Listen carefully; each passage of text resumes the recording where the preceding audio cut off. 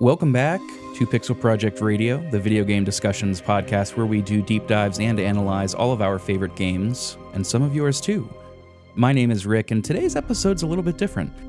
If you listened to the previous episode, that is in this month of December 2024, you'll know that this month is a little bit more relaxed. We're not doing any high-level analysis. These episodes are all more personal to me. The last episode was all about 10 games I grew up playing that kind of helped shape me. The final episode of this year will just be a wrap-up of what I played this year and what I liked, what I didn't, listener questions, there's a mailbag portion. And this one is going to be all about an entire genre of games that I have traditionally not gotten along with, and something clicked. I kept saying, it'll happen, I'll give it another shot. Something clicked, and here we are. That's right. My name is Rick, and I like Souls games. I said it. And joining me today, we do have a returning guest, one of the most returning guests of all time on this show, for good reason. He's one of my favorite people to work with. I don't have favorites. Or do I? Maybe I do. No, I don't. I just happen to like now. Dave a little more. I'm just kidding. Or am I? We'll never know. I'm joined by Dave Jackson of Tales from the Backlog. Dave, thanks for joining me today. Of course, thanks for having me back. And Rick, it feels good to hear you say that out loud. All of that out loud. That you like Souls-likes, that I'm your favorite. Everything you said. It sounds great. Just to hear it in your voice. Yep, it sounds about as sweet as $40 to my Venmo account. You too can buy my praise on this show. I am not an expensive man. No, I'm just kidding. I am. So the reason that Dave is here is because Dave is, an expert on Souls games. He is very knowledgeable about Souls and has played through all of them. He's also here because we've had a long-running joke that I was going to invite him on to talk Souls one day. Because, as I mentioned, Souls was a series that I just traditionally have not gotten along with. And today, what we're going to do is, again, I said this is more of a personal episode. This is what I joked to Dave about before we got on the call, was that it's kind of like a personal diary turned into an episode. We're just going to talk a little bit about my experience coming into this genre as a new convert, and kind of give a rundown of what beginners can expect. I'll give my experience. Dave will chime in with his experience and maybe correct some misconceptions that I have.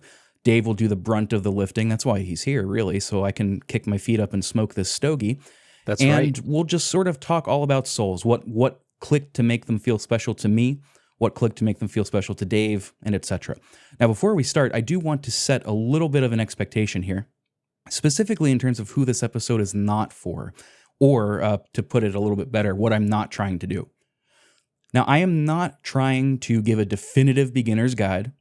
I am not trying to be an authority on Souls. And I'll even, not to speak for Dave, but I don't think Dave would try to pass himself off as that. I pass him off that way. I don't think he would. What this isn't is it's not supposed to be a guide that the Souls community writ large can latch onto and share. It's not that. This is really just speaking to my experience with somebody that knows much more than me on the show. Like any good podcast should be, I think. Yeah, absolutely. And I'm looking forward to it because, like you said, there's been this history of you wanting to like it, wanting to like the genre, waiting for something to click, maybe waiting for the right time, the right frame of mind or something. So I'm looking forward to just digging into what it is that lets you in the door, so to speak. Absolutely. And I'm glad that you mentioned that. I do have a history of wanting to like the Souls series. And it's just been a series of maybe wrong game, wrong time, right game, wrong time, etc. So yeah. Let me just lay out, Dave, this is not news to you, but let me lay out to the listeners why we're here. So Black Myth Wukong released this year to, everybody's aware.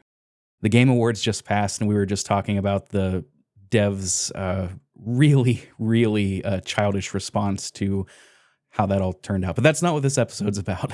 I played a bit of Black Myth Wukong. I played about 4 or 5 hours, and I had a good time. And this was around the time where discussion was rampant about what is and isn't a Souls-like. Seems like every time a Souls-like or Souls-light comes out, this discussion resurfaces. And people were talking about how it is and how it isn't. And I thought to myself, this was fun. I had a good time. I'm going to try Sekiro. I have Sekiro. I'm going to give it a try. So I booted up Sekiro. Holy shit, I loved it. I loved it from minute one. I was so into the aesthetic, the atmosphere, how smooth and quick it felt to play. I'm a big fan of parrying and parry systems. I love getting that timing down. And we're going to talk in a bit about what makes, what characteristics make up this genre, and parrying is part of it. But I loved it. And that's when I reached out to Dave and I was like, hey, I'm thinking about doing this. Let me try a couple more. Then I tried Demon Souls, the PS5 remake, I should specify. This is what did it for me. Demon Souls was the secret ticket. It was the magic bean. It is what spawned all of this. I admittedly had a bit of a learning curve with Demon Souls and got a little bit frustrated. But once I got into the rhythm, I just love it. It's as of now, just because I kind of put Sekiro down for the moment, it's my favorite Souls that I've tried. I'm having a grand old time. At this point, I've taken down, I think, 5 or 6 bosses. I'm not having a great time with the Dragon God, but from my understanding, that's common. Nobody has a good time with the Dragon God. But that's kind of why we're here. I also played a bit of Dark Souls 1 to prep for this, just to see how it differed from Demon Souls, so we'll talk about that. But that is what kind of spawned all of this and spawned my enjoyment, my newfound enjoyment of the Souls series. Before this, I had never played more than 30 minutes to 45 minutes. Just never clicked. But now it has. So that's kind of my brief history. Dave, you have been in this series for a long time. You have played, to my knowledge, every mainline From game that folks would think of: Dark Souls, Demon Souls, Bloodborne, all of them, Elden Ring. Yep. So tell me and tell the listeners, how did you get started with Souls? And did you have a similar situation to me where it had to click at the right time, or was it just love at first sight for you?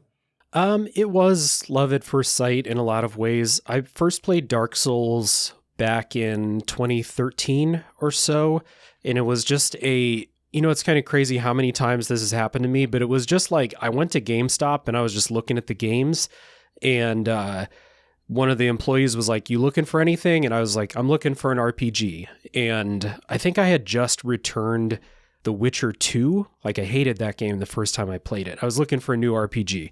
The Witcher 2 is cool. I just wasn't ready for it at the time. So I said I was looking for an RPG, and the dude pointed out Dark Souls. So I picked it up and took it home and fell in love with it basically right off the bat. But I'm sure we'll talk about this at some point. It wasn't like, I fell in love with it and I was really like clicking with it at the beginning. It was a real struggle for quite a long time. And I built my character entirely the wrong way.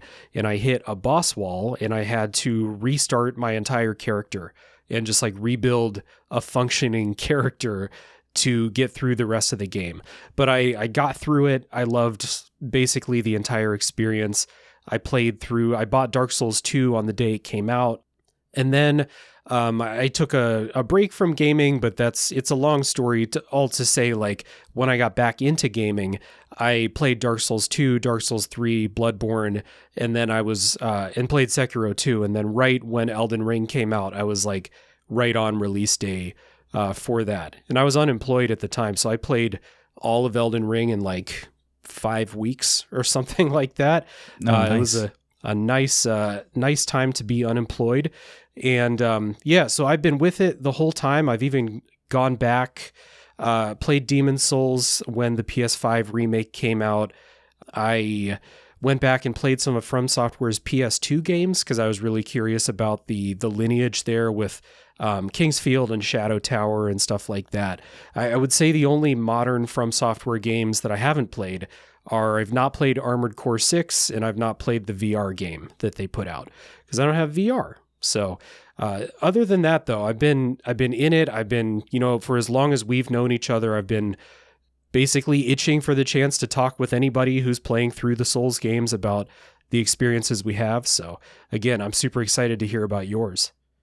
Yeah, all that to say, you're a veteran of this series. I think it's safe to say you know a thing or two about what makes a Souls game and what makes it work. And I think that's what I kind of want to jump into first, just as we're talking through this. I mean, folks, if you haven't picked this up by now, this is going to be more of a casual episode. Like I said, this is like a personal diary entry, which I keep, by the way. I keep one of those. And I wrote all this down, and now we're just reciting it. Dave and I are. That's right. We've rehearsed this tirelessly. Rick sent me scans of the physical diary. Yeah. yeah. And the stage directions are crucial. You know, if I see that dog leave the room, we're done.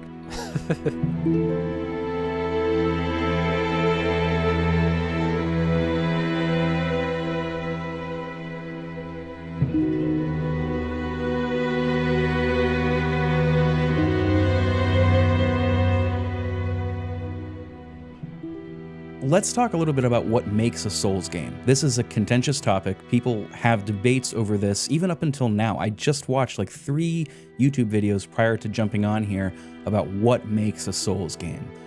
And, you know, I'm not ingratiated into the community at this point in time to know who's who in the Souls community. So I've taken some of that and I've taken my own observations. From what I've noticed, Black Myth Wukong is kind of discarded at this point because it's really not a From game. So I'm speaking solely from Dark Souls, Demon Souls, Sekiro. Dave, you can chime in with your knowledge too. Let's talk about what makes one of these games. Now, the first bullet point I have on here, generally a dark high fantasy setting. Yeah, generally. That's fairly obvious.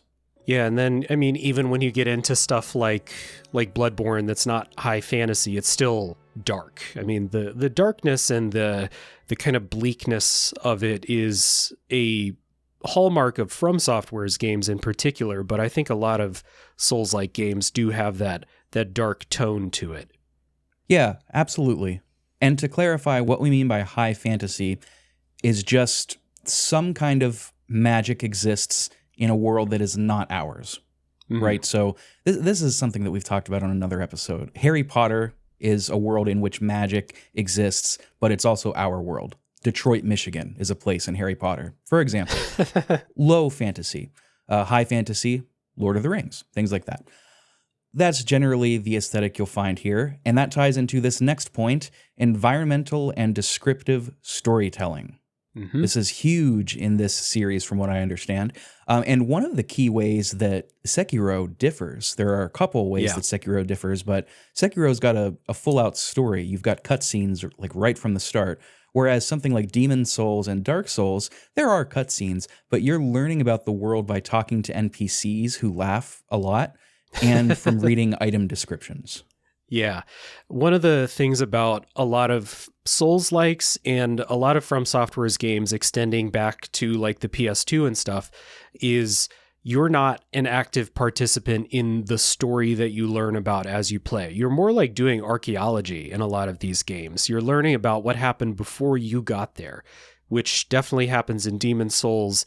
Throughout the Dark Souls series, that's how the story of Elden Ring goes as well. Like if you were to write out the story of Elden Ring, your character comes in at the very end. And that's, again, like you said, how Sekiro differs, because your character is like the main character of the story. Basically, there's another, I mean, the kid and stuff like that, but that's one of the ways that FromSoftware likes to tell their stories, is to have the main events generally take place before your character even gets there. That's not something that turned me off necessarily. It's generally not in the kind of games that I play, that story skeleton, that architecture. It's generally not the kind of games that I play, because what that lends FromSoft games to is a higher emphasis on gameplay, which is critical for this genre, for this studio. Not entirely what I'm used to, but I wouldn't ever call that a turnoff for me. Like, it's, if anything, it's a nice change of pace, you know?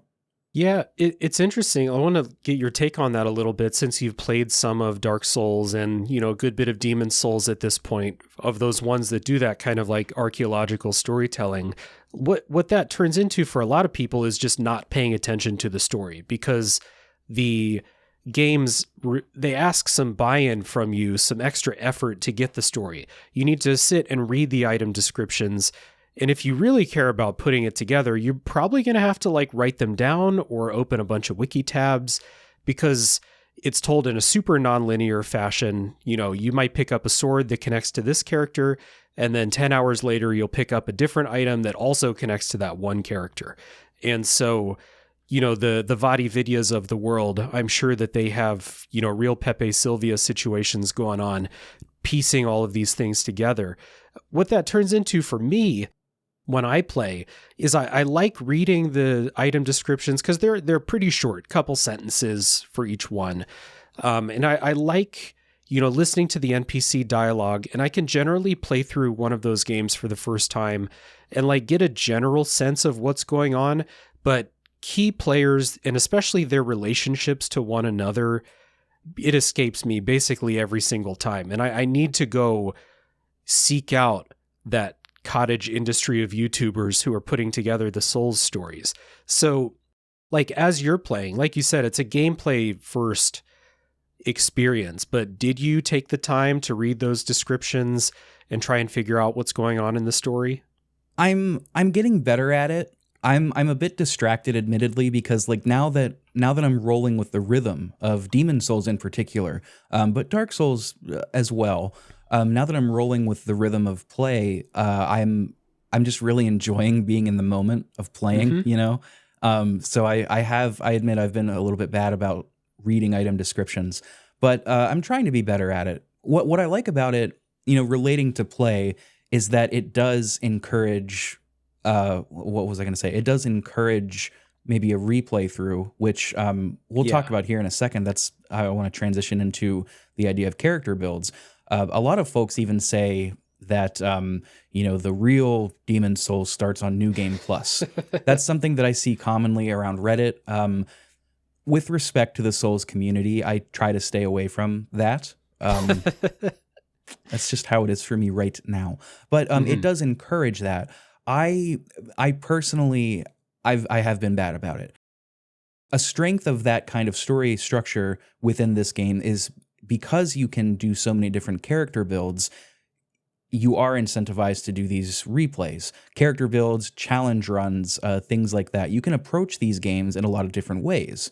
Sekiro is an outlier here. There is a story, and you do not have a build in Sekiro. You have like options in terms of items that you can use, and you could change your play style if you want to roleplay. But Sekiro is about, you are playing a character, you are not making a character. Dark Souls and Demon Souls, you start off by picking your class, and with a character customizer, you could make a guy. Yeah. I opted not to do a weird guy this time. I just made myself, basically, but with prettier eyelashes somehow. I don't know how that happened, but that's basically it. Yeah.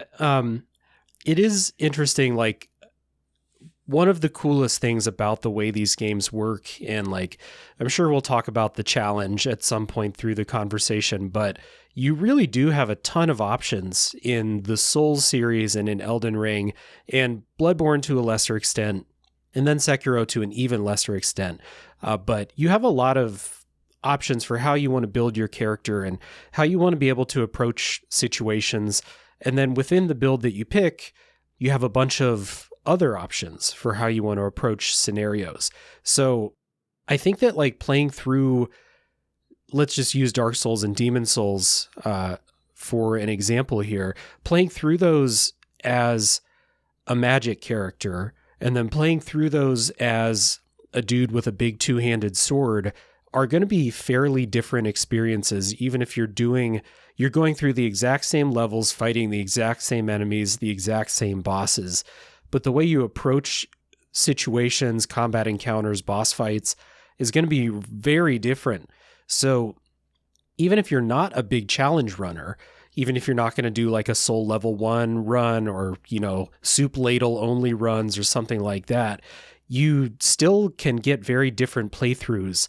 And so like I played Dark Souls 3 as a two-handed sword guy the first time I played it, and then the most recent time I played it, I played as a pyromancer, and they're very different experiences. And the pyromancer was much easier, as it generally goes in the Souls series. Playing magic characters is kind of like the easier build, because you don't have to get up in people's face. You can just, stay away and shoot magic missiles and stuff like that. But the approach to different situations and the character builds and stuff like that is really really opens up a lot of options once you know how to build a character. And I wonder if you ran into this in your Demon Souls, if that was the first one that you played, where you actually have to like build a character up, pick what stats to level up and stuff like that. Because this is one of the things that new players, I think, struggle with the most, including myself. The first time I played Dark Souls 1 is, like I said, making a functioning character. Yeah. So, okay, let's sit on this topic for a little bit, because this is interesting. Yeah. So when I do role-playing games, I largely have 3 archetypes that I will do.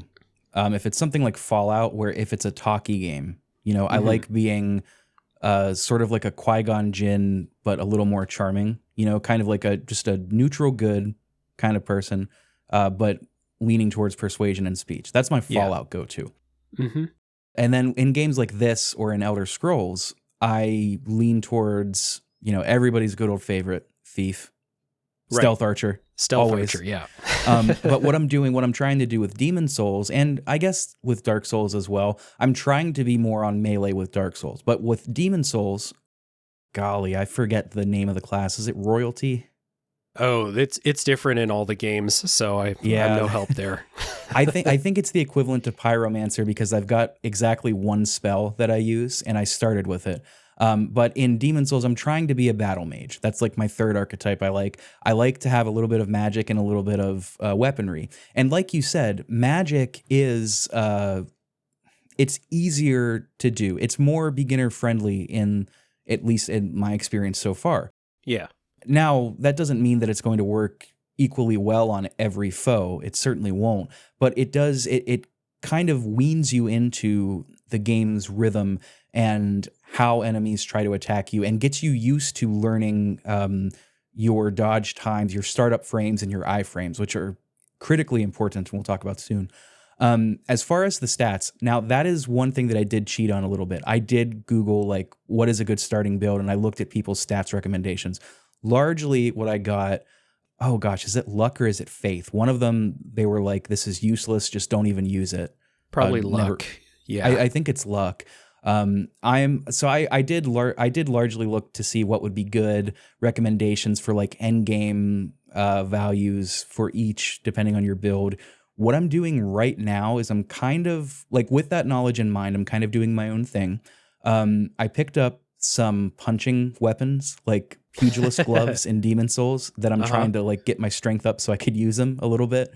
But I'm largely sticking to, vitality, strength, endurance, and whichever one increases magic attack. Like, those are kind of my 4 core stats right now. Mm-hmm.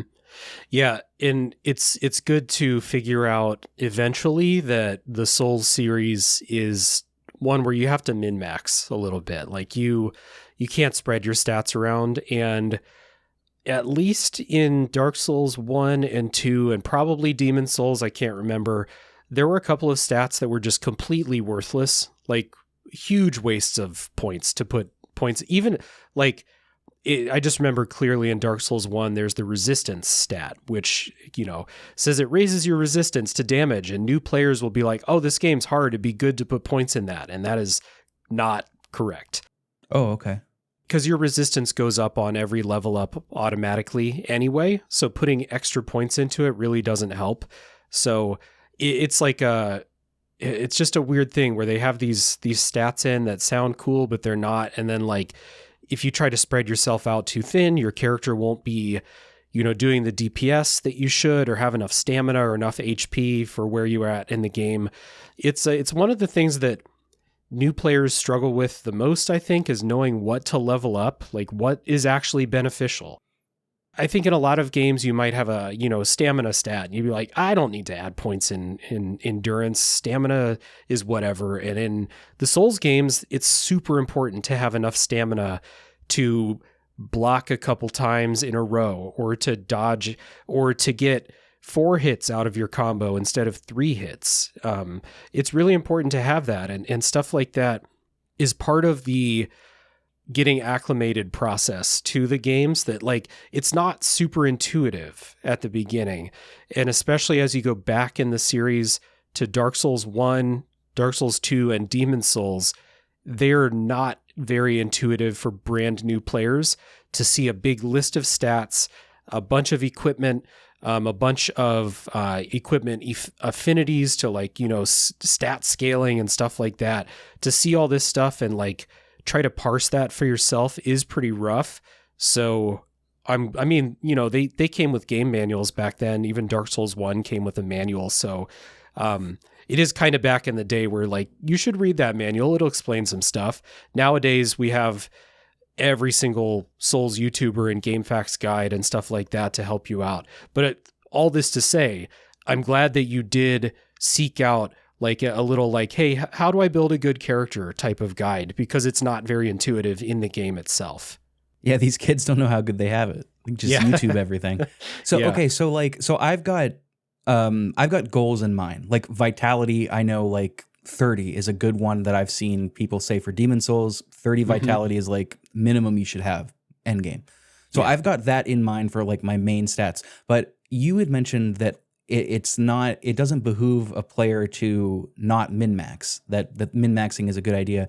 So do you think that what I'm doing currently, kind of deciding mid-game that I want to transition from like 70-30 magic physical to closer to 50-50, would you say that like switching in mid-game, mid-run is maybe less advisable, and that new folks like myself should kind of have a predetermined build just from the start? It's not necessarily inadvisable. I think it's harder to respec, or you might not even be able to respec in Demon Souls and Dark Souls 1. I can't remember. I know they put it in Dark Souls 3 where you can respec a bunch of times, and then later on you can do it a bunch of times too. But part of the experience of going through the game is, like you said, you find this new weapon and you want to use it, so you want to level up your stats so that you can equip the weapon. And that kind of determines where you put stats in. Like, okay, I found this weapon that I want to build my character around. Because one of like the hidden things about character building and like the game feel experience together is different weapons feel very different to use. And every weapon is basically viable unless it's like, the soup ladle or some joke thing like that. Everything's basically viable. So finding a weapon that you feel comfortable with will get you through the game. It doesn't matter if it's just like a basic ass mace or, the standard longsword. I beat Dark Souls 2 with just the regular longsword because it felt good for the build that I was using. And so if you find those fists and you want to level up and use the fists, and then once you have that decided, like the fists maybe use strength, or if they have a different type of scaling, like don't put points into faith if it's not a relevant stat for the weapon you want to use. But it is okay to switch, as long as you're not, as long as it's not like, all the damage stats are like 20, 20, 20, 20, 20, 20. That's not going to be good. Yeah, you don't want to make an all-rounder, in other words. Yeah. Yep. It's not a game for a jack of all trades, for sure.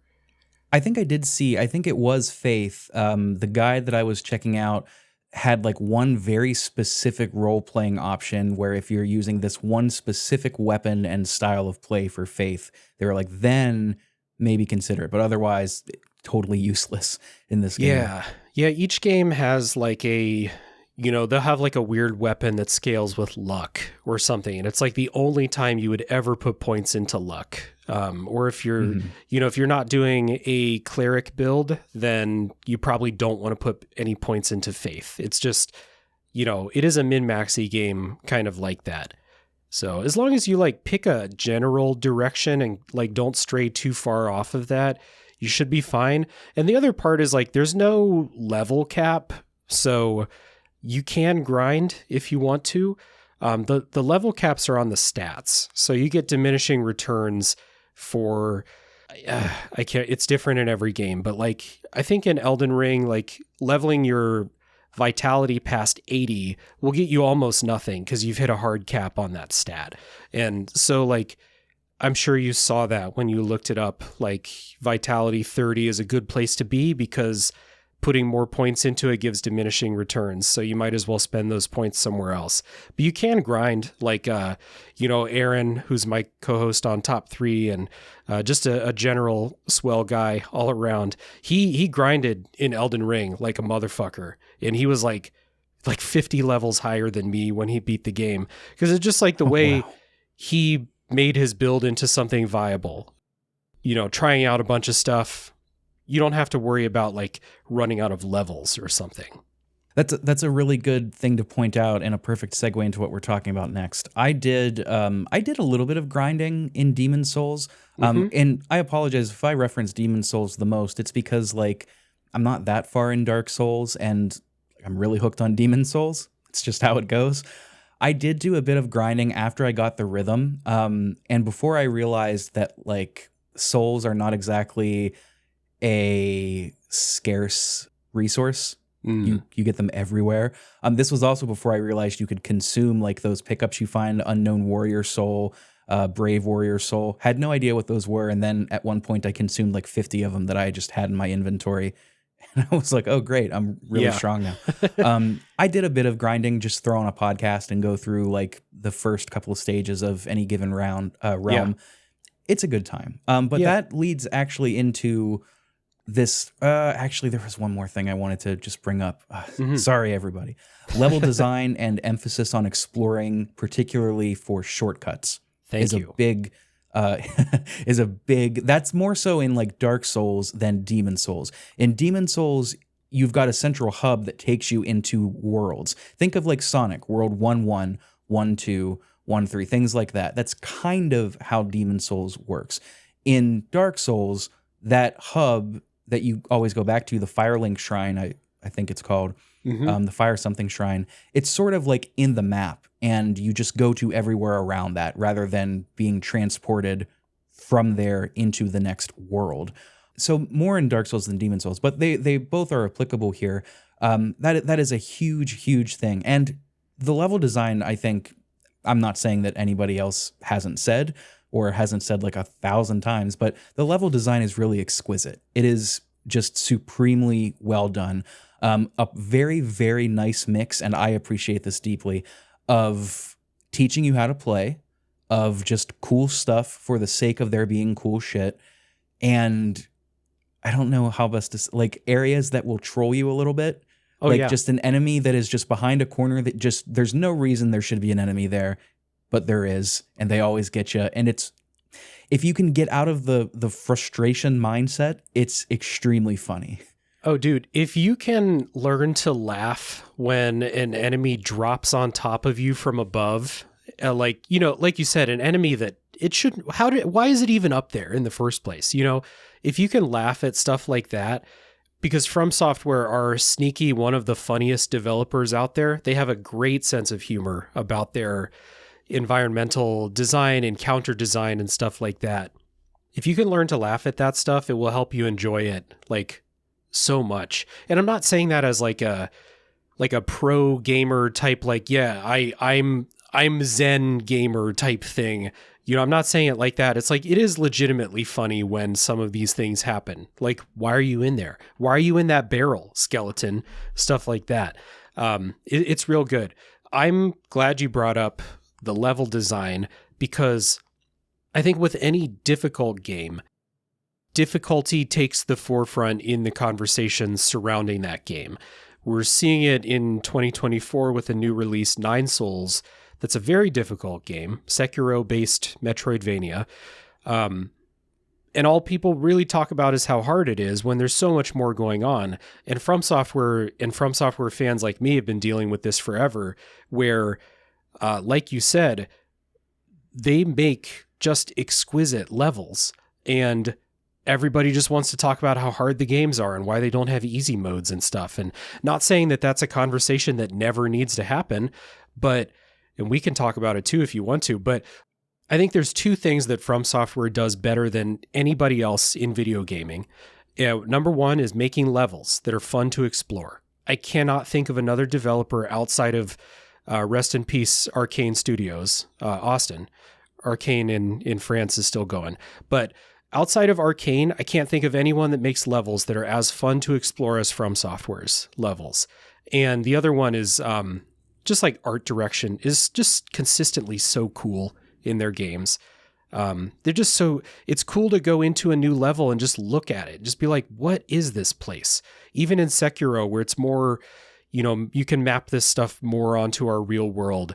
If if you're familiar with Japanese architecture or history or anything like that at all, you can be like, yeah, I've seen stuff that looks like that, but I've never seen that stuff look like this before. So big tangent. You're really hitting on like stuff that I love to talk about and I love to praise From Software for, but the way they make these levels that loop back on with the shortcuts, and then when you have the world design of Dark Souls 1 that is like, the individual structure of levels that loop back and you open up shortcuts, and then each level is a part of a bigger world that also works in that same way. It's like a miracle of level design. It must have been so hard to make that. And they never did it again until the DLC of Elden Ring. It's until that point, they never revisited that truly, which is why I love that DLC so much. So I'm glad that you found the joy in the levels and, the humor in some guy throwing fire bombs at you from a place that, why are you up there? That and the first time I discovered a shortcut in Demon Souls and realized that if I were to die and then just keep going, like after I respawn, that shortcut will be open and those enemies will then rush me from the beginning. Mm-hmm. That was hysterical to me. What did I think was going to happen? And then obviously, like you said, why are you up there? Why are you dropping on me? It's very funny. And it's, going back to what you said about difficulty too, that's honestly why when something is referred to as a Souls-like or Souls-light or whatever a combination of words somebody would like to spin up, that still honestly to me is a red flag. Because what that communicates to me is that this game is focusing on two things. Combat that is heavily dependent on dodging, particularly a slower paced combat dependent on dodging, and difficulty for the sake of difficulty. Right? It's this idea of get good. This is I have a lot of problems with this, and this is why I'm not trying to talk to or about the Souls community, is because I don't have an overall positive image solely because of the vocal minority. I want to preface with that. The vocal minority. It is not the Souls community writ large, but there's this idea of getting good, and what it is commonly used for is as a derogatory remark. Get good, comma, scrub. Get good, comma, so then you could talk to me. Get good, comma, I'm better than you. Whereas what I've seen it posited to be instead from more positive members of the Souls community that I like more is an encouragement. Get good, comma, we've all been there. Get good, comma, if I could do it, you could do it, man. Mm-hmm. Something that's more community driven and kind.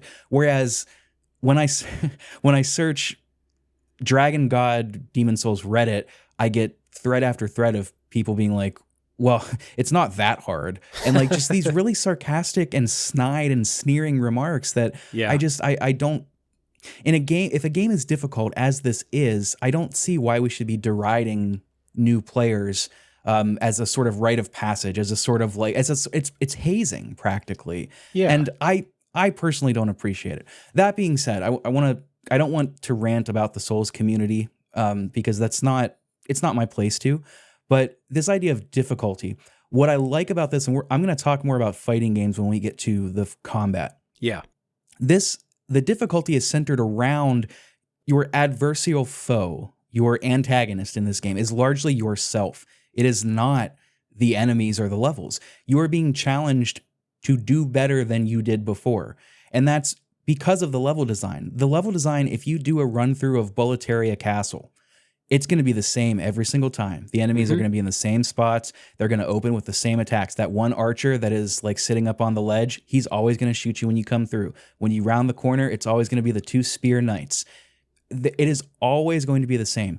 And in that way, it is not challenging you to get good mechanically. No, let me rephrase that. It's not challenging you in the sense that you've got to beat this level. It's challenging you to learn patterns and to master your own skill set and to be aware. And that is a very fighting game mentality. It's not, I mean, it is about besting what is your opposing force, but it is more so about getting into beating your own mind, right? The terrible master, your own mind. You have to beat yourself in order. It's a very Zen sort of mindset to have, right? And in these games, it's kind of ironic, but it's so true, right? I mean, I'm finding this to be the capital T truth. You have to beat yourself to beat Demon Souls or beat Dark Souls. Yeah. And that's part of like unlocking that for me is what almost immediately made me say, oh, this is a masterpiece.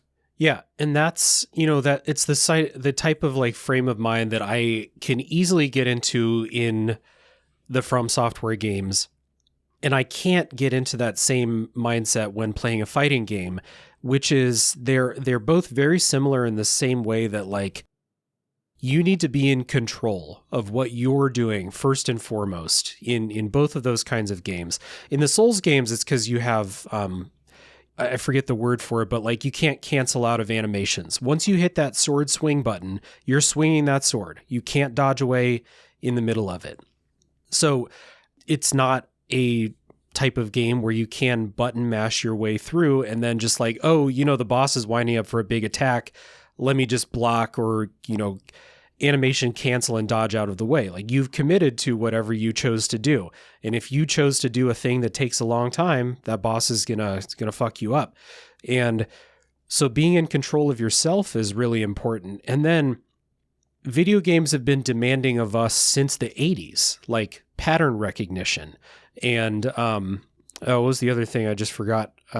I was going to say pattern recognition. Again, we'll say that for a second time. Anybody that's played the fucking Lost Levels knows all about this. Yeah, exactly. It's like, you know, that's a good example. I personally find 2D Mario games to be really hard. And it's because I'm often not the master of my domain, so to speak. I panic, especially, you know, sliding back and forth in Mario games. I start to panic, and in the Souls games, I'm a little bit more in control. Oh, the other thing I just remembered: you're the king of your castle. King of the castle. Yeah, absolutely. The other thing is situational awareness and making sure that you don't get in over your head. This is especially when going through the levels themselves, but in boss fights too. I mean, don't get yourself backed into a corner and stuff, but you know, there's just things that you learn, like if at all possible, fight one thing at a time. Don't rush in and try to fight 3 things at once. That's a recipe for disaster. And I really truly think, and especially as I've gotten more into trying more retro games, you know, really forcing myself to over the last couple years, I really think that like the Souls games are not harder than anything that came before it. It's just, especially Demon Souls and Dark Souls 1 came out at a time when video games were extremely hand-holdy and they wanted you to finish the game. They wanted to make sure that you finished the game. They wanted to tell a story. That's not bad. Like, I love Uncharted. I love The Last of Us game. Those games want you to finish those games, especially Uncharted. We'll use that as an example. Then Dark Souls 1 comes out, doesn't tell you shit in the game. You're left to figure out a lot of stuff. The NPCs all talk in weird tongues. They barely make sense. You might grok in Dark Souls 1 that your goal is to ring 2 bells. Where are the bells though? Who knows? You got to go out and find them. That was really like countercurrent at the time. And so I think that's where this, like, I mean, they're hard games, right? Obviously they're hard, but they're not ridiculous. I play so many older games, like retro games from the 80s and 90s that are way harder than From Software games are. They just, you know, I don't think those games expected you to finish a lot of them. They wanted to take your quarters until you got mad and went home. And then like fighting games, for example, like I think fighting games are really hard. You know how I feel about fighting games. So like all this to say, like we have this reputation of being difficult, but I think it's mostly because of how difficult things were when this series got popular, which is to say the average game was not very hard in 2011, in 2009. You know, nowadays, From Software is continuing with their thing, and then you have so many other game developers who realized games don't have to be a cakewalk. You can challenge players a little bit. And I'm currently getting destroyed when I try to play Sifu, a similar type of game that I find to be personally harder than any From Software game I've played. It's just people have the confidence now. I think you can trace that back to From. I'm rambling here, but when we talk about the difficulty, it's another kind of like sticking point, you know, like I'm sure you heard for all these years, it may or may not have been like a reason why you were a little bit hesitant to like really put in the time, that you heard about how just insane these games are. And I remember a conversation in your Discord server where someone made the connection of like, you were talking about what it is you like about fighting games. And someone was like, that sounds a lot like Sekiro. Like you might actually like Sekiro a lot because the things you like about fighting games, that's Sekiro. Yeah, and I also cannot remember who said that. I thought it was you, actually. It might have been me. I just want to take credit if someone else did. I mean, the thing about the difficulty in Souls, at least from what I've experienced, is that it's very intentional. You know, I kind of differentiate this intentional difficulty versus unintentional largely in how you're taught. And one thing that From is extremely good about is teaching you. They're very clear and distinct and precise with their patterns. Yeah. At least from what I've seen so far, very rarely have I been greeted with something and thought, I truly don't know what's going to come next, and I don't know how to beat it because of that. Even something like as we record this, I'm a bit stuck on the Dragon God because I'm not looking anything up at the moment. I know exactly what it's about to do, but I haven't quite figured it out. I know it's a stealth thing, but yeah. Every single thing, every other thing that I struggled with for a second, it took me 3 tries to beat Tower Knight. On the 3rd try, I was like, oh, duh. I take out the archers, and then after that, he's got like 3 attacks that he does, and the windups are all very distinct. And once you learn your mechanical skill set, they're teaching you very directly and intentionally. Yeah. So in that way, I agree with you, Dave. I don't think like they're difficult. They're difficult in a way, and saying so is not incorrect, but it's intentionally so, such that anybody that's paying attention and admittedly has some dexterity, has played video games before, will be able to get through it. Like they teach you. Now, to be fair, Sekiro so far is challenging this a little bit. Sekiro is harder than Demon Souls and Dark Souls so far. Yeah. And the other thing I was going to say is like, as you get further in the series, if you ever go in to play Dark Souls 3 and like some of the hardest bosses in Bloodborne and then in Elden Ring, they do start to stretch that a little bit. Like they do get into the territory where it's like the boss never stops attacking and the boss has 45 different attacks. And there are some bosses that are too much, in my opinion. And it's kind of like a knock-on effect of the series continuing for so long and so many people really enjoying the challenge of, you know, a very difficult boss fight. They still, they still remain learnable to the point where people beat Elden Ring playing 2 Elden Ring games at the same time. Like people do it. They're learnable. But it just gets harder. Sekiro is different because the Souls games are very like, okay, you learn what this boss does, and then you react however you feel like reacting using all the tools in your tool set. Find a way to get through this. You know, there's a lot of like cheese strategies, maybe not cheese, but like, hey, this boss is weak to this. And maybe if you hide here, they have a hard time hitting you down here. And that's especially prevalent in Dark Souls 1 and in Demon Souls. In Sekiro, it's just like, hey, this is what the boss is doing. You got to be perfect. You got to get through this perfectly. It's something I'm really reticent to make sports metaphors, especially talking to a sports guy like yourself. But it kind of reminds me of like Dark Souls and Demon Souls are a little more akin to football, where once you get a sort of feel for how the enemy's quote unquote team is playing, their general strengths and weaknesses. You can strategize around that and make plays and make guesses.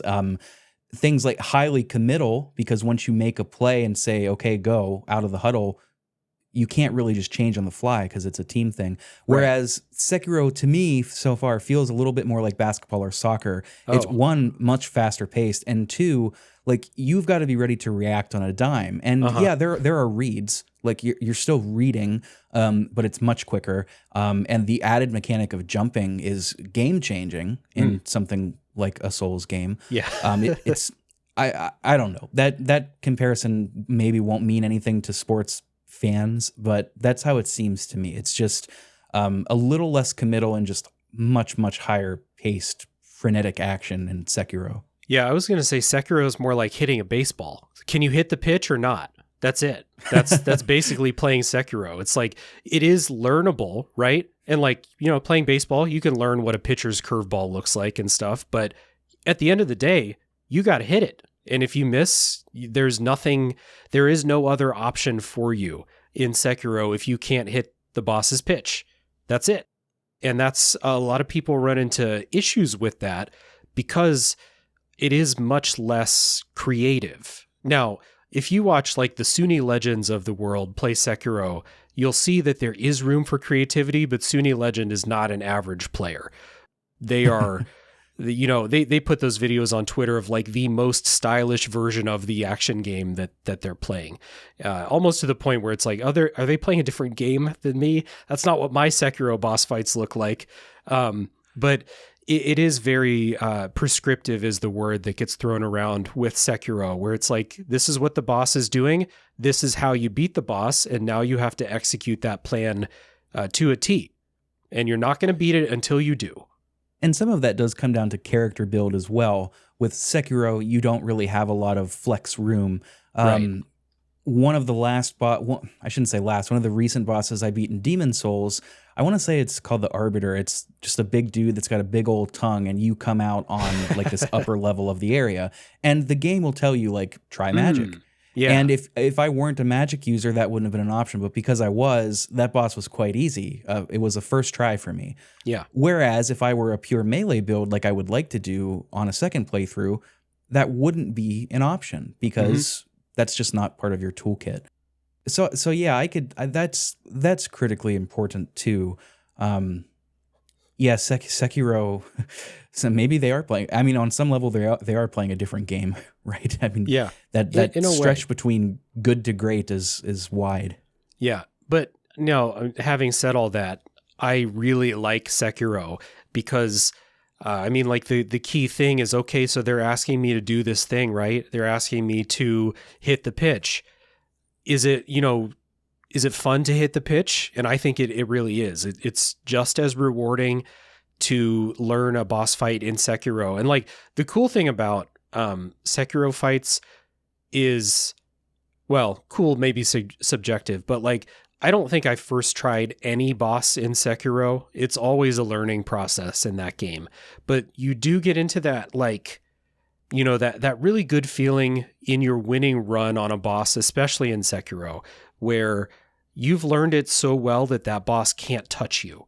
You're not going to get like chipped. You're not going to get hit by like some weird AoE thing. Not to say you're going to play completely flawlessly, but you do get into that zone of like, yeah, I got this. This boss has nothing. This is the time. And it's a good feeling to have. I don't live for that feeling.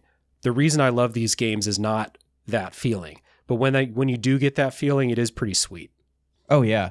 And if you do live for that feeling, it seems to me like you could just play each of these games and chase that. I mean, yeah. It's an available option for you if you don't want to. These games don't strike me as games where you have to interface with the story and the lore if you don't want to. No, there's tons of people who, myself included, I could barely tell you anything about the story in Demon Souls, and I love that game. There's a bunch of people who play 1,000 hours of Elden Ring and not be able to tell you who the main characters are and what their purpose in the story is. And that's fine because that's arguably a pretty minor part of the game. If you want to, part of the cool thing about the story too in Souls games and, on the subject of boss fights too, is the bosses are usually the main players in the story. So finding out why they're there and why you're fighting them and why, in a lot of cases, why they have to go is pretty fun to find out. It's one of my favorite things about Bloodborne is I think just like the theming of Bloodborne is so cool that learning who this boss is like often just very cool. And maybe I'm just more into the Lovecraftian werewolf type story than the high fantasy.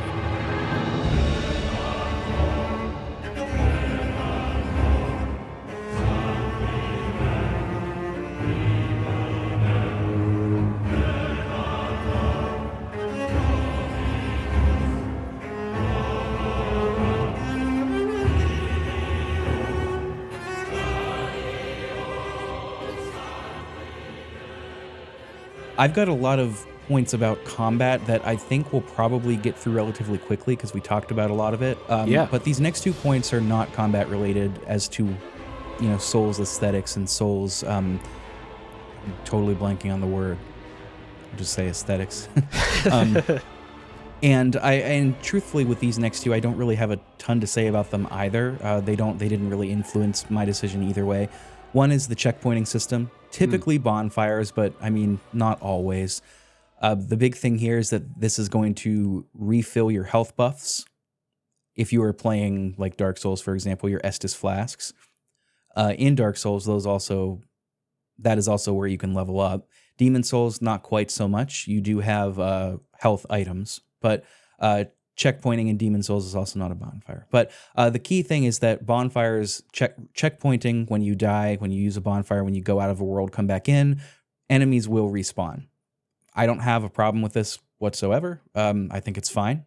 I don't really, If anything, it's helpful because I'm sorry, I don't mean to interrupt. If anything, it's helpful because it keeps you in that rhythm, right? Yeah. It keeps you associating that area with that enemy, and you're never going to go through unless you backtrack. You're not going to go through that area and not see that enemy. So it kind of helps with the conditioning. I don't know. Yeah, and the bonfires, especially in Demon Souls and in Dark Souls 1, are infrequent enough that finding the next one is an amazing feeling. That you have made it through the gauntlet from bonfire to bonfire, and now you get to refill all your stuff. The enemies that are now behind you will not come chase you now that you're at the next bonfire unless you go, pick a fight with them again. And it sets up, I think, a really interesting, on-the-fly decision-making process of I have one Estus flask left. Can I push forward? Will there be a bonfire in that next room? Or, if you push forward too far and you die and you lose your souls temporarily and you have to fight your way back to that spot, it's a risk reward that you're constantly engaging with. And it goes away a little bit in the future games as the checkpoints get more frequent. But you still have that, especially when you're in bespoke levels, we'll say. Opening up a shortcut back to a bonfire never stops feeling good. It's always a great feeling to, open up that door that was the classic FromSoft where this door does not open from this side. You finally make it to the other side, and then, you have that permanent shortcut now. I really like the checkpoint system. I think the bonfires are perfect. I also think that Estus flasks are just an amazing way to tailor the challenge of that area. It's thoughtfully designed. How far are you supposed to get with this number of heals until the next checkpoint? And I always feel, most of the time, I feel like they're pretty fair and they set up a good amount of challenge. And if you find yourself halfway there and you're out of healing, go back, try again. You'll probably do better the next time and keep making that progress forward. It's interesting you say in Dark Souls 2 has a really weird mechanic that if you ever play this, I wonder if it will ever happen. But if you kill an enemy 10 times in Dark Souls 2, it will never respawn. Which really? Yeah, it's very weird. It only happened to me one time because it was an enemy on the path to a boss that took me forever. and you have to kill them to get through it, and they never came back. It's a really odd mechanic, and they never brought it back. Because I think they do like having the route, having the challenge to get from place to place always be the same. It's always predictable, but the enemies always being there adds that little thing you have to think about if you're trying to make a quick run through a place. Yeah, my initial reaction to that is I don't like it. However, I've also heard that Dark Souls 2 has the most bosses and is the longest of the three. So I could see that being made as a concession. There's also the part of me that always wrestles with this idea of like, I've already proven that I could do this. Why do I have to do it again? Yeah, especially if you've done it 10 times. Like, yeah. It feels like the game is like, all right, buddy, here you go. Like, get back to that boss. Like, you can at least get to the boss unscathed now. Yeah. I think in practice, should that happen, I would maybe not have any problems with it. I'm also glad that you mentioned the frequency of these in the later games. As I'm playing through Sekiro and seeing just how often these shrines are coming up, the checkpointing system there's just so many. And admittedly, I'm still very early, but I was shocked. I found like 3 in a period of 5 minutes. It was nuts. Yeah. That's bonfires. Again, that didn't really move my needle in terms of a new player. Loot and or EXP drops on death whenever you die. This is something that I do think is very cool because it's all recoverable, and generally your stat increases, like your level ups, that's permanent. If you die, you're not going to be shunted back to level 1. You're still whatever level you're at, but you will lose like your souls. You will lose sometimes in Sekiro your EXP, half of your EXP, unused EXP. So you do lose all this stuff in Dark Souls and Demon Souls. You can pick it back up if you get back to where you died. You can pick it back up. This is a hallmark of Souls-lights, and maybe roguelites. I'm not super familiar with that jargon. Just depends, I guess, on what the game is doing. What was your experience with this like? Because it's a lot of games have taken this, especially action games. Metroidvanias have taken the corpse run, Hollow Knight, stuff like that. What was your experience with this? Because obviously I don't know every game that you play, but it's probably not a hallmark of the stuff that you play. Well, I mean, here's the thing. If I get from point A to point B and I have 100 souls and I lose 100 souls, by the time I get back to there, I have 100 souls again. Yeah. And then I pick up my original 100 souls. Now I get double. Yep. It's like punishment, but also the other parent leaning to one side and being like, here's $5, like go get yourself a soda. Yeah. Kind of thing. That's a good deal. Yeah, absolutely. And like this might be my most like pro gamer opinion about the Souls series, but like if you permanently lose a huge number of souls, like let's say you have like 300,000 souls and you die and then you don't get them back, it's probably your fault. You were probably being careless. Like I really struggle to think of any time, and like I die a lot in these games, but I really struggle to think of any time since probably the first Dark Souls 1 playthrough where I lost an amount of souls that felt truly bad to lose. Because like you said, if you get back to that point, you'll probably have that many souls. And if you have that many souls because you beat a boss and you didn't level up, why didn't you level up? What are you doing? So I'm like, that's one of the things that new players are like, I can't believe I lost 5,000 souls. And it's like, you're going to get them all back and so many more. And it's just like a thing that people learn along the way. It's a harsh lesson you only need to learn once. Yeah. Before you, and yeah, 300,000, like that's a devastating amount to lose. But also, like we said at the very top, souls and whatever currency you're using to level up, they're not scarce. Yeah. You're going to be gaining all of that back a lot. Yeah, it sucks. I mean, it sucks to lose them, but if I die and I know that I'm going to have a bit of trouble getting back to where I died at, I'm thinking about the in Demon Souls and Blight Town, fucking blight down. Like any place that has poison. Yeah. This game rewards thought over mashing. I just play much more conservatively. I'm slower. I'm not sprinting. I am, using my magic more. Battle Mage, remember, I'm using that more.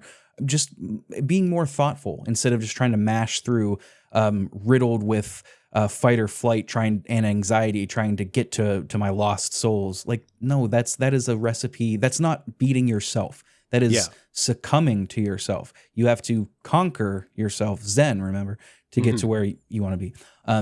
I appreciate that a lot. I think this is a hallmark of the series, of this genre, for a reason. I think it's terrific. Once I realized that, like, there was a whiff of frustration when I was like, okay, so I died again, my souls are forfeit. And then I was like, I'm making them all back pretty quickly.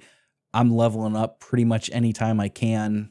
Yeah. It's not a huge loss. And if it is, if I really wanted to put the time in, I could do what your friend Aaron did, host of Top 3 Podcasts. I could just grind a little bit, Yeah. It's not the end of the world. Yeah, I was going to say earlier, like, in Bloodborne and Demon Souls, because health items are consumables, I do grind for health items.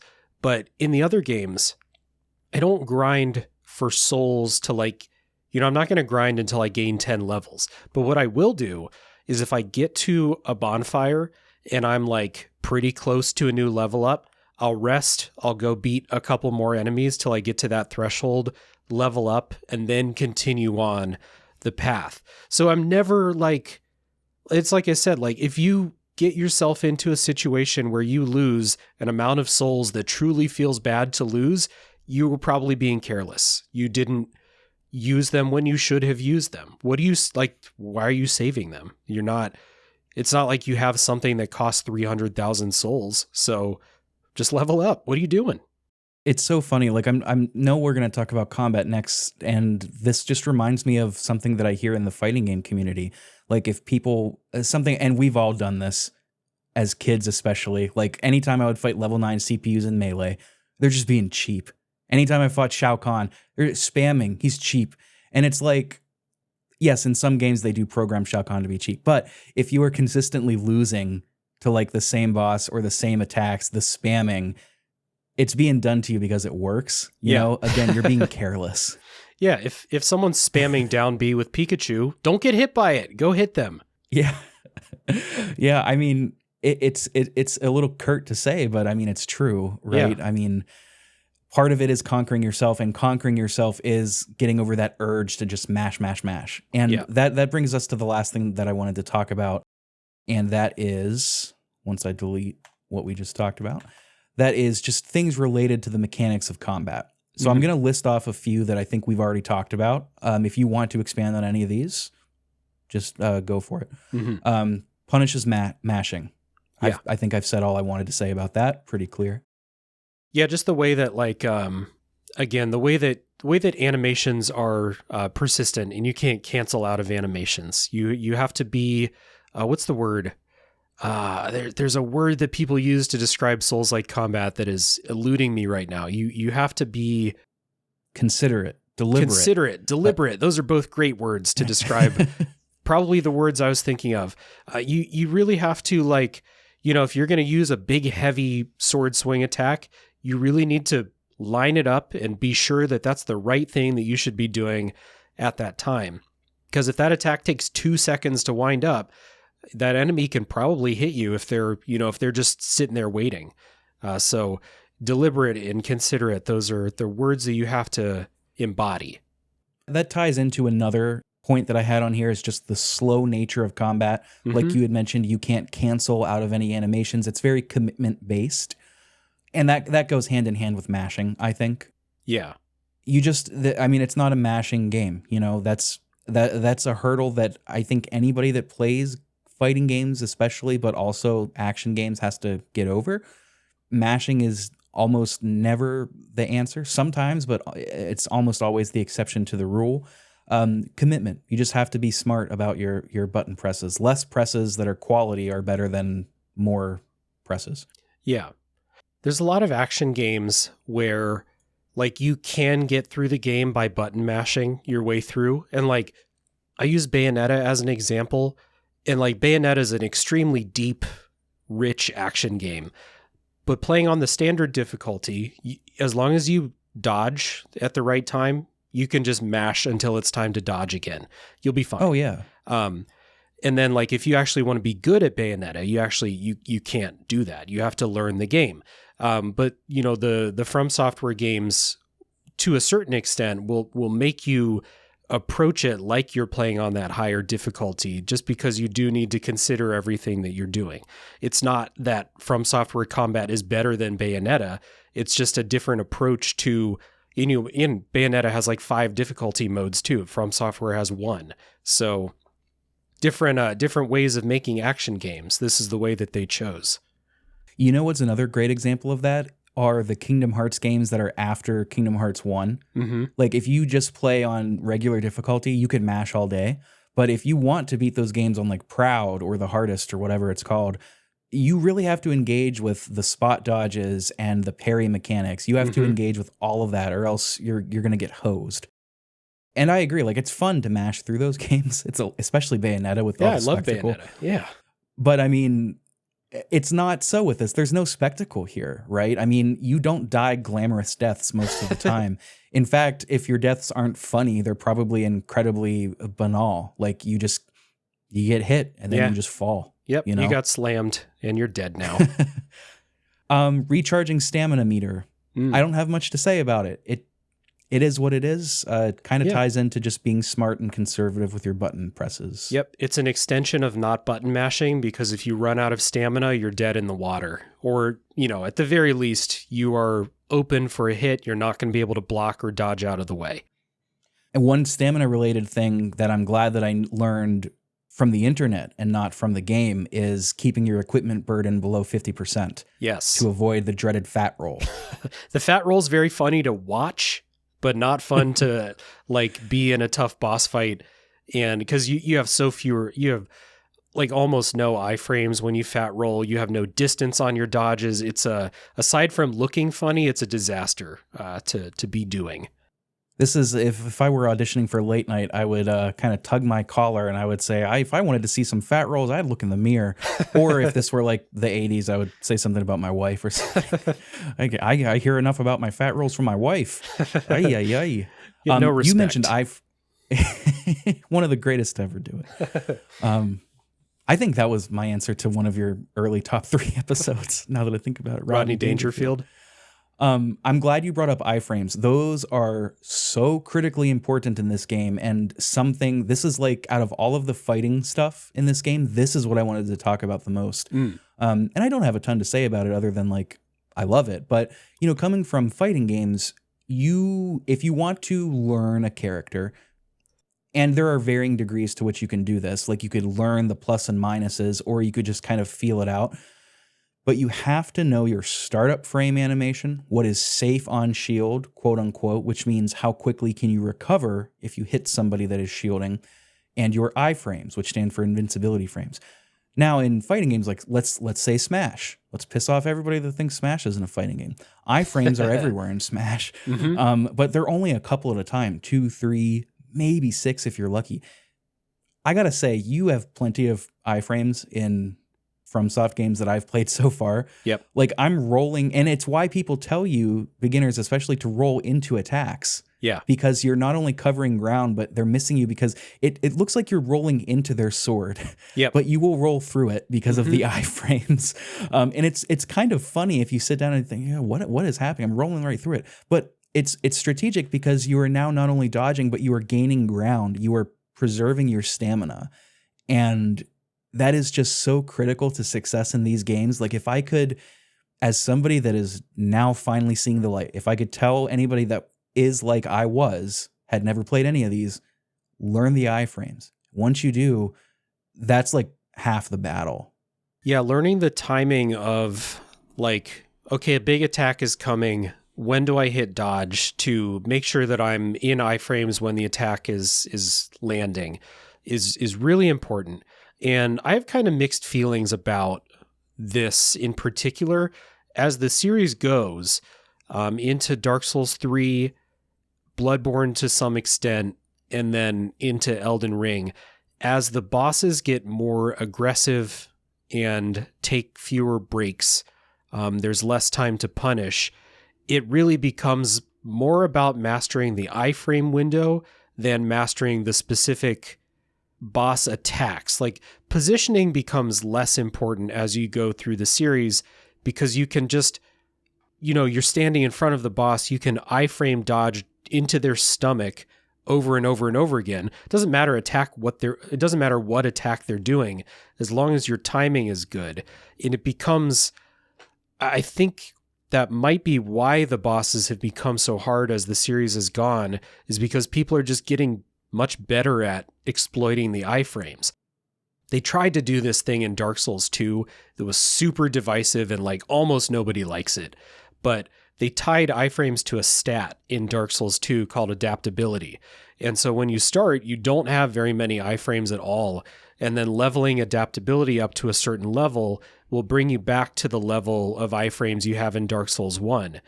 And people hated that. Like, they hated needing to add stats to get those iframes back. And the first time I played it, I hated it too. And then I started a Dark Souls 2 file not long ago, and I started to realize, like, it's actually kind of cool to matter where you're standing in a fight again, And then, like, they swing, I move out of the, like, literally I move out of the way, not I dodge through it. And then I punish. It is kind of cool in a sicko kind of way, I think. Mastering iframes is super important, and I'm glad that you found that. I'm just kind of like, I'm not the biggest fan, because the combat at a certain point in the series, and especially in Elden Ring 2, the combat becomes more about iframes than really anything else, because there's no safe distance in a lot of Elden Ring bosses. Boss attacks can cover huge amounts of ground. Because of that, some of those builds become less viable. Like, playing a magic build, pure magic build, in the Elden Ring DLC is a disaster, because the bosses, there's no safe space from the bosses, because they can leap across the arena in a second. And then you're just back into iframe dodging, trying to build up distance to cast your spells again. And it's just, I think that it's gone a little bit too far. And then I think this is one of the things that's had ripple effects in other developers' combat systems. That is, like, I don't want to say it's lazy, but if you build your entire combat system around iframes on the part of the player, then that's all they have to worry about. All you have to worry about is iframes. If you overbalance it to the iframes, the antidote then becomes something like Sekiro, where parrying is the only way you're going to get through that game. Mm-hmm. If you rely on iframes in Sekiro, from what I've seen, I could be wrong. If you try to do that, just dodging, you're in for a really poor time. And that also has to do with, like, the posture system. Yeah, because you're not punishing posture. Really like. Yeah, if you dodge. Yeah. That's a whole other thing. That tying it to a stat is really suspect. That feels like I'm then aiding in game design. I don't know. My intuition is to not like that, but I will reserve judgment. I will get to Dark Souls 2. Yeah. I'll reserve judgment. I don't love the sound of it, but I can see what you mean, though. One thing about iframes and their importance is it does lead to the bad habit of just abusing the roll. Yeah. Which, to be fair, like, the games will punish you for doing that. But if the iframe window is large enough, then, I mean, especially newer players, like new players to like new plus players, like the stage above beginner, they're going to be abusing that and in for a rough time. I myself have a terrible habit of either rolling or parrying. Like, I forget about block. I don't know what it is, but block is truly one of your most useful tools in your quiver, to mix a metaphor there. If you just parry and just try to dodge, I mean, you better have damn good timing. And if you're not pixel perfect, oopsies, you're in trouble. there are a lot of checks and balances in these games, and like different games seem to do them to varying degrees of success. It sounds like the DLC for Elden Ring is a little bit wonky in that way. Is the whole game like that? No, but are they punishing the magic crowd unjustly? Not in the base game, but it's just it's an evolutionary like step for the developer and for a lot of the player base, because there's like tens of millions of people who bought all of these games. And I think that, like, as you said earlier, there is a minority in the Souls crowd that is the loudest, which are the people who want a challenge, and that's what they value the most. And so some of From Software's stuff, like the Dark Souls 3 DLC, some of the Bloodborne DLC, seems to be like made for the challenge people. And so there's a trend in the design of the bosses. And I talked about this in my Elden Ring DLC episode with Charlie, friend of pixelprojectradio, and we talked about how, it gets more and more, the bosses get more and more aggressive. There's less areas to punish. Forget about blocking some of these bosses, unless you're using like ultra great shields with spells to enhance your stability and stuff like that. You're not going to block these things. So it's like whittling away at some of these other ways that you can approach, the fights. Blocking is no longer an option. Parrying is an option if you're an expert, but like I think the parry timing in Dark Souls and Elden Ring is like very idiosyncratic. I can't figure it out. Except for one boss in Dark Souls 1 and one boss in Dark Souls 3, I was able to learn to parry. But it feels like as the series has gone, there's been like some of these types of play styles have been slipping away a little bit, where like blocking for like basic enemies going through dungeons in Elden Ring is perfectly good. But once you get to some of the harder bosses, it's no longer an option anymore. You can't block some of these things. And then in the DLC, it's even more the case. Magic is a lot less viable just because, like I said, there's no safe distance anymore.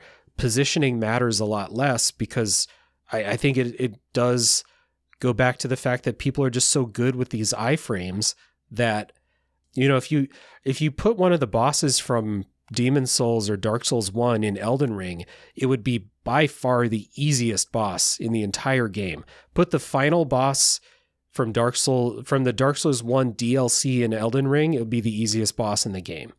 And it's just an evolution in the way that they attack and how relentlessly aggressive they are and stuff like that. So it kind of edges out some of these other play styles to like the point where some of the hardest bosses in Elden Ring are similar to Sekiro, where you either have to be insanely good at recognizing and avoiding attacks, or you have to turtle up with the biggest shield ever and a special, it's actually harkens back to one of the beginner builds in Dark Souls 1, when people figure out you can hold a shield up and block and poke with a spear at the same time.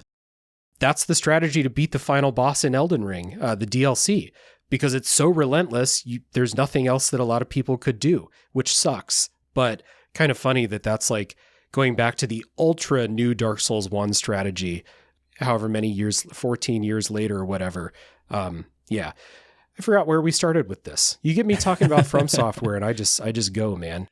That does frustrate me a little bit. There's one thing, and I remember like after beating Phalanx, this is the first thing I talked to you about. I don't like getting through a fight and feeling like I cheaped my way through it. Mm-hmm. It never feels good. Even something like the hardcore, like the arcade Street Fighters, like Third Strike or something, and where the AI is just not balanced at all and just reads your inputs because like you had alluded to before, quarter munching. Even cheaping through those, it doesn't make me feel good. And if I were to do that strategy of like just holding up a shield and poking, that wouldn't feel good to me. And the fact that so many players are gravitating towards that because they feel they have to, I'm a little suspect of that boss design, just without knowing anything about it. Oh yeah, it's not controversial to question the design of that one boss in particular, for sure. But on the subject of cheesing, I think there's a difference. I was hesitant to bring it up because I was like, we're about at the end. I don't want to like start a new. And then Dave's like, actually, this is let me adjust my glasses here. This is a good, and let me adjust my glasses. And then this is a good note to kind of like leave for anyone who's, new to From Software, or maybe, in the beginning stages like you are. There are some bosses that you can cheese. There's a boss in Dark Souls 1 where you can throw dung pies over the wall into the boss arena and kill the boss before you even go in the arena. That's a cheese, right? That's pretty funny, though. It's very funny, yeah. Literally killing the boss with poison shit. And then there are the strategies like we talked about where, like, you got a bunch of fire bombs, the phalanx is weak to fire, throw the fire bombs at it. That's not cheesing, that's just being smart. And the game is giving them to you. Yeah. Yeah, that's just being smart. That's using what the game gives you. And that's kind of how I feel about a lot of the fights that I get through in these games. I don't often get through, especially in Souls and Elden Ring fights, feeling like, man, I mastered that fight. I often got through it because I used all the tools available to me. I did whatever it took to kill the boss. And there's a couple, I think they're actually both in Dark Souls 1, and there's one in Demon Souls that really fucking sucks, and you haven't fought it yet. And I used an actual cheese that like breaks the AI of the boss to beat it, because I hated it so much. I've done that a few times. The rest of the time, I'm just doing what I can to get through the fights, and that's perfectly fine, because that's not why I'm there. I'm there to see the levels and explore and see the art and all like the amazing enemy designs and stuff like that. I'm there for that. So if I have to break the AI of that boss that I won't name in Demon Souls to get back to what I like doing, then I don't feel bad. I'll if who's the guy at the pearly gates? If St. Peter wants to talk to me about that, we'll talk about it later. I'm sure he has a lot to say. Yeah, about the Souls games. Yeah. We covered most of this, like parrying and etc. So I don't think it's relevant to go through it again. The only other thing that I'd like to call out is just the idea of the differentiating between standard enemies and bosses. I mean, that's hardly signature of Souls or From. I do think it's very cool, and how every boss mostly has a gimmick, a pattern, and it's about learning the boss, not necessarily being good at the game as a whole. Mm-hmm. I think it's great. I think it's cool. Something that's especially cool about Demon Souls and Dark Souls 1, and then like some stuff in Dark Souls 2, is the gimmicks. Like you said, the phalanx is there's a very, not like there's only one way to approach it, but you do have to approach it in a kind of special way because it's very different from the other boss fights. And same with the armored spider, and same with the dragon god. And it's something they lose as they go, like Elden Ring, Dark Souls 3, Bloodborne. There are like almost no gimmicky fights. There's also no bad gimmicky fights, which Demon Souls and Dark Souls 2 have like bad gimmick fights too. So it's a double-edged sword, but it is something they lose when all the bosses become like just some freak in a room that won't settle down, you know. It is kind of cool to go back and play the earlier ones and be like, it's kind of a little puzzle trying to figure out, how do I hit this thing? Sekiro has some cool puzzly boss fights like that too. I have heard that the majority of Demon Souls bosses are puzzle fights. I don't know. I guess we'll see. I haven't beaten I've only got 5 or 6 under my belt. Yeah, I can't really make a declarative statement. Some of the coolest gimmick fights are in Demon Souls, so they're ahead of you for sure. And it's stuff that like a lot of us people who've played a lot of the games will be like, can you stop with the big guy with the sword who never stops swinging the sword, and just like, can you make an interesting gimmicky fight again? Like, we're kind of wishing for that. So like, as much as the series and From Software have improved as it's gone, there are some ways where some of us are left a little wanting for the way things used to be sometimes. I could not have asked for a better segue into my final question. Mm. You have mentioned a few times about how the Souls series has gone on and done things better, done things questionably. You have mentioned the difficulty of Dark Souls 1 DLC boss versus anything in Elden Ring. But on the flip side of that, Elden Ring, I think I saw this as of today, has outsold the entire Dark Souls series. Yeah. Completely. So Elden Ring, is safe to say, is a lot of people's first From game. Yeah. So my question to you is, you've been through them all. You've been through all the DLCs. Do you have a game in this series that you think is best to start with? Or do you not? Do you think it doesn't matter? From my perspective, I imagine somebody starting with Sekiro, let's say, would be at somewhat of an advantage because they haven't learned the Demon Souls, Dark Souls combat that could work against them in Sekiro. That being said, it's also much more mechanically challenging. And it sounds to me like jumping into Elden Ring would be pretty tough if you don't know the evolution of how the series mechanically evolved. So what say you, Dave? Do you jump in at the new hotness, or do you give the series some respect and start? I'm priming you for an answer. I don't mean to. Well, I do. I'm just joking around. Do you think they should start at the beginning, or do you think anywhere is fine? Well, you know how much we value respect around here. So, I think the reason that Elden Ring has become the gateway for a lot of people, and I did a discussion episode on my show about this exact topic, because I had noticed a lot of people playing Elden Ring and saying stuff like, I didn't like Dark Souls, I didn't like Bloodborne, but I love Elden Ring. And I wanted to dig into why. And part of that is because, unlike Demon Souls and unlike Dark Souls, unlike anything else really, Elden Ring is open world. So if you run into a thing that's too hard, or if you run into, maybe it's not too hard, but you're just tired of fighting it, you can go somewhere else. You can go explore something else. You'll level up in the process. You'll find some new gear. You'll probably be in a better spot to tackle that thing that was giving you trouble when you're done going elsewhere. And I think that that's a really valuable thing. And it doesn't hurt that the world of Elden Ring is really interesting to explore. The levels are incredibly designed. So there's a bunch of, lesser dungeons, the catacombs, the caves and stuff that are less interesting, we'll say. They're not great, but I think that's part of the reason why Elden Ring is that game, that it is actually more approachable than it seems when I say that the hardest bosses in Elden Ring are the hardest things that FromSoft has ever made. But by the time you get to those things, you'll be 90, 100 hours into Elden Ring. You'll have a grip on what your character can do and stuff like that. So I actually think that Elden Ring is a great place to start. The other one is, I think Demon Souls is the easiest of the entire series because it was the first, and it was before every boss had to be a guy in a room freaking out, to use the terminology again.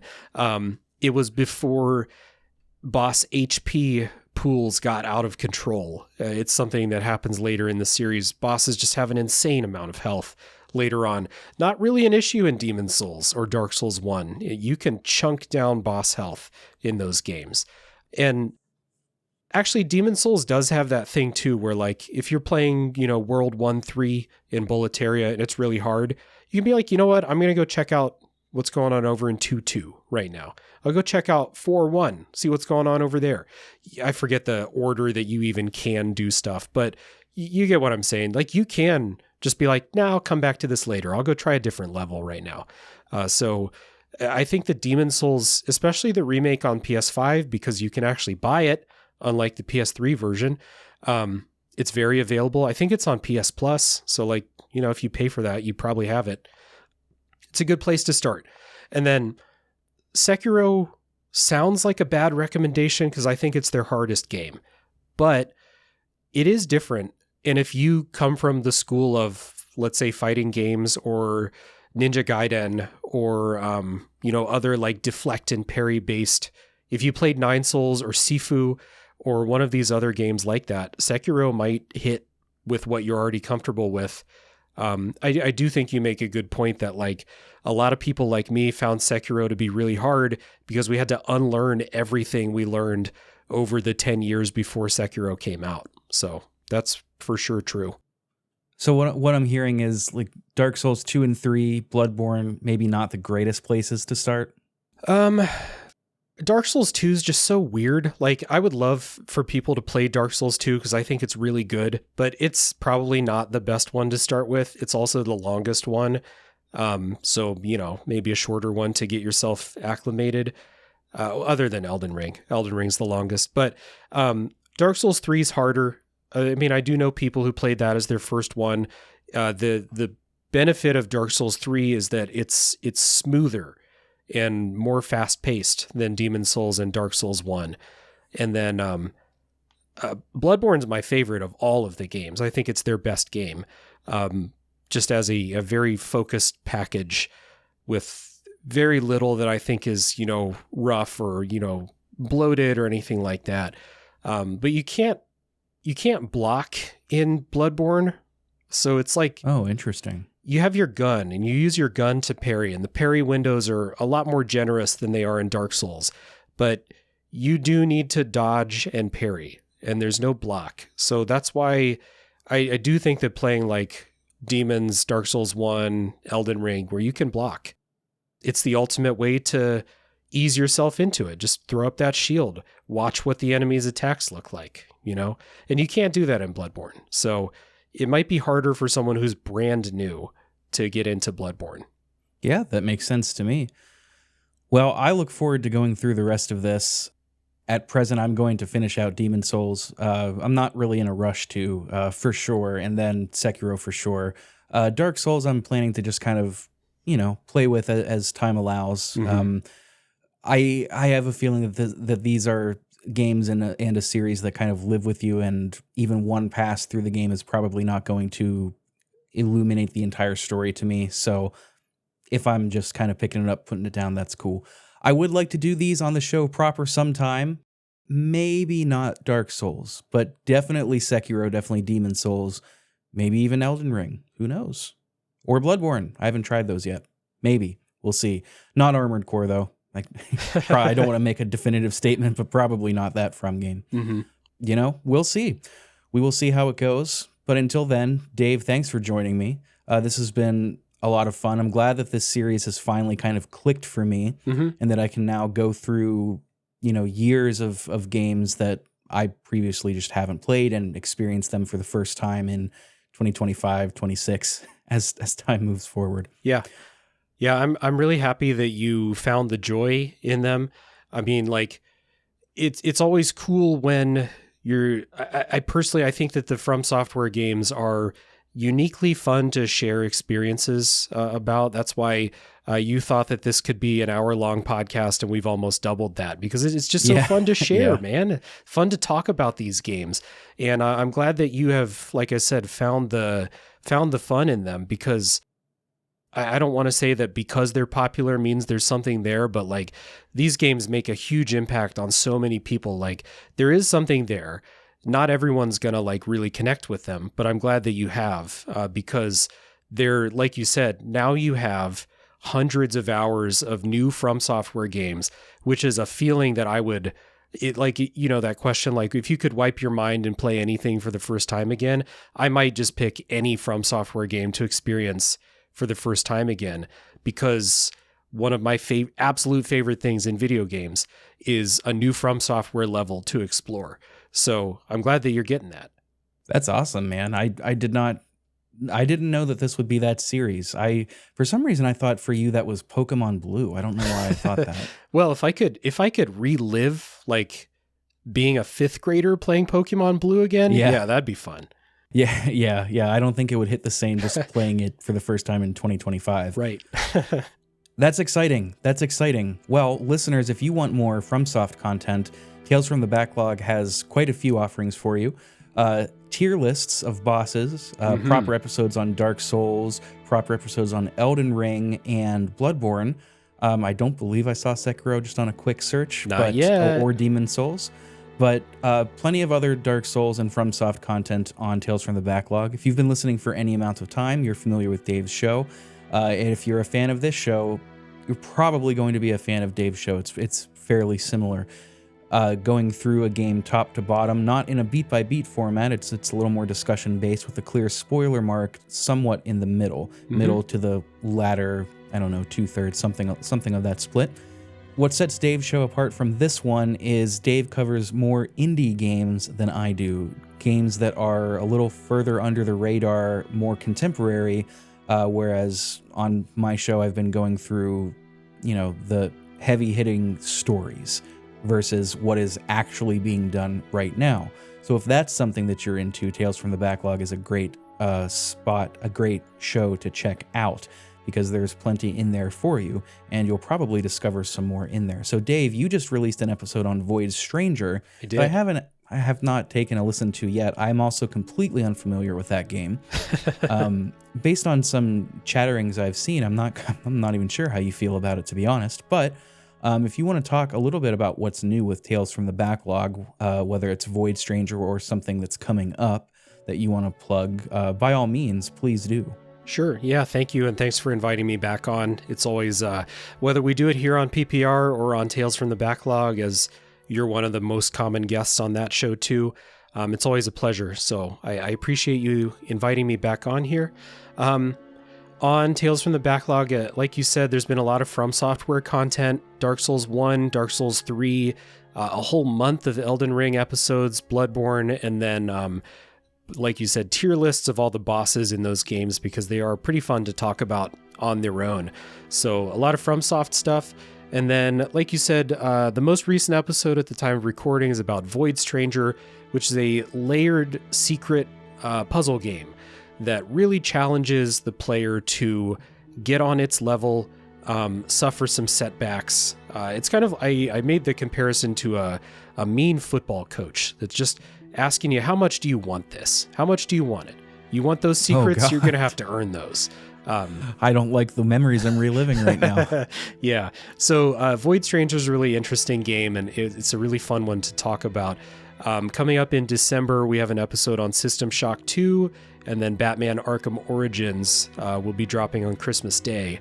And then a lot of other stuff in the pipeline, about 150 games in the feed at this point, including in 2024, Rick was on the show for, I think, 4 episodes. We did Lisa the Painful, we did Night in the Woods, we did an episode about retro game evaluation, and then there was a 4th one that I am not, I'm drawing a blank on right now. Was Final Fantasy IX this year? I think that was 2023, but you were on the Final Fantasy 16 episode as well. Mm-hmm. So yeah, at this point, you've been on the show so many times that we could just be like, oh yeah, this one, and then that one, and 13 Sentinels, and Yakuza Like a Dragon, and Disco Elysium, and so many. Oh, Disco Elysium's an old one. It's still the longest one on the podcast, I think. Still, that's awesome. That's a beefy one. Yeah. I definitely encourage folks to check out Tales from the Backlog. It's a great podcast. Not to diminish your other podcast to top 3. Still a little peeved about my episode being removed, but I understand why you did it. I got scared. We're not going to elaborate. We'll just let the listeners imagine what they will. Mm-hmm. Some great indescribable beef between like me and Aaron or something, or me and Alan. Yeah. The one person that doesn't interact very much on the Discord. Right. Exactly. You could check out Tales from the Backlog and all of its socials and all of its links within the episode description. You can also check out our links too. As always, they're in there, links to the Discord, to the Patreon, to all of the socials, Twitter, Blue Sky, Instagram. You can find all of our stuff there in the description. You can also give us a rating and review if you are so inclined. I would really appreciate that. It helps with the algorithm. You can do that. I don't know who came up with that joke, but it wasn't me. I just steal it now because it's funny. As is the way. So that is all from us. Again, I hope you are enjoying these more personal episodes. They're going to come more frequently in betwixt the more involved analyzation episodes, which stay tuned for January. New Vegas is going to be a blast to go through, and February has a game. So it'll be fun. So until then, Dave knows the game, which is why I think he's laughing. Yep. So until then, thank you all for sticking around. Check out Tales from the Backlog in your podcatchers. Check out the rest of our stuff there too. And until next time, my name is Rick. I am signing off for now. Take care.